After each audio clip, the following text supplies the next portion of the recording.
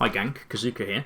In this video I'm going to quickly show you how to turn off unwanted cockpit MFDs. I personally use the helmet HUD for self status and target status, so I don't need to see those things on the cockpit MFDs. These screens can actually reduce your FPS count, especially in some fighters, by quite a lot, so you can actually get some frames back by turning them off. You can see that I've started with all 4 of my arrow MFDs set to power management, and I'm going to use key bindings to turn them off and configure them how I want.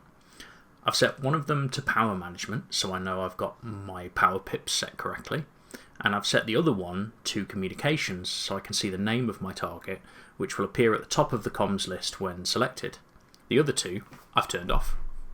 So how do you do this? Well, go into your game settings, keybinds, advanced, select your preferred input, and head to vehicles, multifunction displays, and you first need to bind a key to select each respective MFD.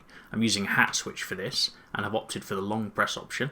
I've only bound 4, as most fighters don't have more than 4, and I'm likely not going to be flying anything bigger in a competitive situation where the frames matter.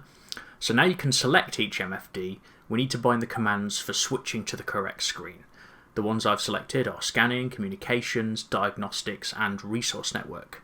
Resource network is your power management, and diagnostic is our blank screen, likely intended for future repair gameplay.